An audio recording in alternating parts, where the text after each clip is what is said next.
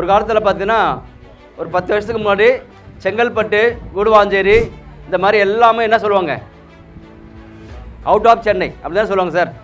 புறநகர் பகுதின்னு சொல்லுவாங்க. தாம்பரமே என்னதுங்க, புறநகர் பகுதி தான். இப்போ எல்லாம் எப்படி மாறிச்சுங்க, எல்லாம் தலைநகராக மாறிச்சா இல்லையா? அதான் மெயின் சிட்டியாக மாறிச்சு.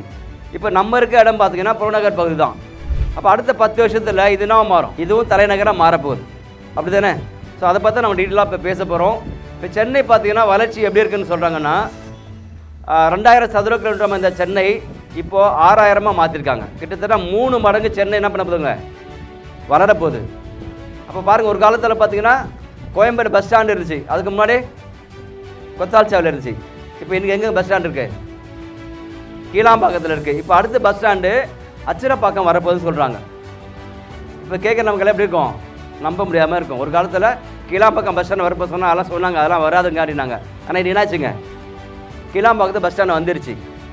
அப்போது நான் எல்லாமே பஸ் ஸ்டாண்டு, ரயில்வே ஸ்டேஷனு எல்லாம் வந்ததுக்கப்புறம் வாங்கினா அது ரேட் என்னங்க, கோடி கொத்து வாங்கணும். இப்போ லட்சத்தில் வாங்குறதுலாம் 10 வருஷம் முன்னாடி என்ன அப்படிச்சுங்க, லட்சம் மாறிச்சு, நல்லா கோடியாக மாறிச்சு. இப்போ நம்ம லட்சத்தில் விற்கிறோம், 10 வருஷத்துக்கு அப்புறம் இதுவும் கோடியாக மாறும். ஏன்னா சென்னையோட வளர்ச்சி அந்த மாதிரி பெருசாக போய்கிட்டே இருக்குது. இப்போ நம்ம பக்கத்தில் பார்த்தீங்கன்னா 2000 ஏக்கரில் மதுராந்தகத்தில், இங்கேருந்து ஒரு 10 நிமிஷம் ட்ராவல் தான். மதுராந்தகத்தில் குளோபல் சிட்டின்னு சொல்லிட்டு ஒன்று பெருசாக என்ன பண்ணுறாங்க, கவர்மெண்ட் ஆஃப் தமிழ்நாடு ஸ்டார்ட் பண்ணிக்கிறாங்க. அடுத்து செய்யார் சிப்காட் பார்த்தீங்கன்னா நம்ம சைட்லேருந்து ஒரு ½ அன் ஹவரில் போயிடலாம். சிங்கப்பெருமா கோயிலேருந்து செய்யார் சிப்காட்டுக்கு நம்ம சைட்லேருந்து ஜஸ்ட் ஒரு 1/2 கிலோமீட்டர் 1 கிலோமீட்டருக்குள்ளே என்ன போதுங்க, 6 வழிச்சாலை கிராஸ் ஆகுது. அப்போ டெவலப்மெண்ட்ஸ் நடக்குமா, இந்த இடம் நடக்குமா? நிச்சயமாக நடக்கும். நம்ம சைடு ஆல்ரெடி பஸ் இருக்குது, பஸ் ரூட் இருக்குது, 6 வழிச்சாலை வரப்போகுது. நம்ம சைடில் ஒரு 5 நிமிஷம் போனீங்கன்னா கல்பாக்கத்துலேருந்து NH4 காஞ்சிபுரத்துக்கு ஒரு நேஷனல் ஹைவேஸ் இருக்குது. அப்போ இவ்வளோ டெவலப்மெண்ட்ஸு ஃப்யூச்சரில் வர்றதுனால அப்போ சென்னையோட வளர்ச்சி எப்படிங்க இருக்கும்? ஸோ மிகப்பெரிய வளர்ச்சி நோக்கி சென்னை போயின்னு இருக்கு. இப்போ மெட்ரோ பொறுத்து பார்த்தீங்கன்னா கிட்டத்தட்ட 444 கிலோமீட்டருக்கு மெட்ரோ போட போகிறாங்க. மெட்ரோ செங்கல்பட்டு வரலாம், அங்கேருந்து அப்படியே இந்த பழைய சுவாசத்தை கனெக்ட் பண்ணலாம். ஏன்னா 444 கிலோமீட்டர்ன்றது கிட்டத்தட்ட சென்னையோட முழு வட்ட அளவு சொல்கிறாங்க, சுற்றளவு மொத்தமே அதான். அப்போ முழு சென்னைக்குமே என்ன ஆகுதுங்க, மெட்ரோ வரப்போகுது. சென்னைக்கு ஆல்ரெடி ஒரு பெரிய 6 துறைமுகம் இருக்குது.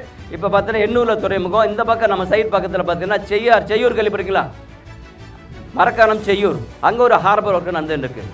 அப்போ சென்னை சுற்றி பார்த்தீங்கன்னா இவ்வளோ வளர்ச்சி வரும்போது மிகப்பெரிய ஒரு பொருளாதார வளர்ச்சின்னு சொல்லலாம்.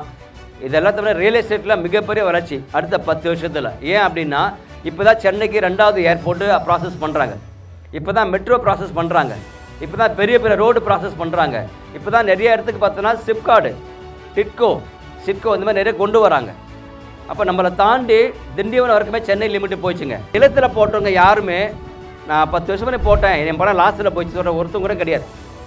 உலகத்திலே ஒரே பொருள் வைக்க காசு ஆகிற ஒரே பொருள் எதுங்க, நிலம் மட்டும்தான்.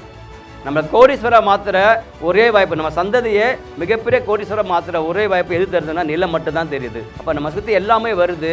அப்போ வந்ததுக்கப்புறம் வாங்கினா பல கோடி இன்வெஸ்ட் பண்ணும், வர்றதுக்கு முன்னாடி வாங்கினா பல லட்சம் இன்வெஸ்ட் பண்ணுவோம். இப்போ இன்வெஸ்ட் பண்ணுற பல லட்சம் சில லட்சம் நாளைக்கு பல கோடியாக மாறப்போகுது. அது எந்த வித டவுட் இல்லை. உங்கள் எல்லாரையும் கரம் குப்பி உங்கள் பிள்ளைங்க எதிர்காலத்துக்கு நமக்கும் ஒரு அருமையான ஒரு நிலத்தை வாங்கி இப்போவே முன்பதிவு பண்ணுங்கள்.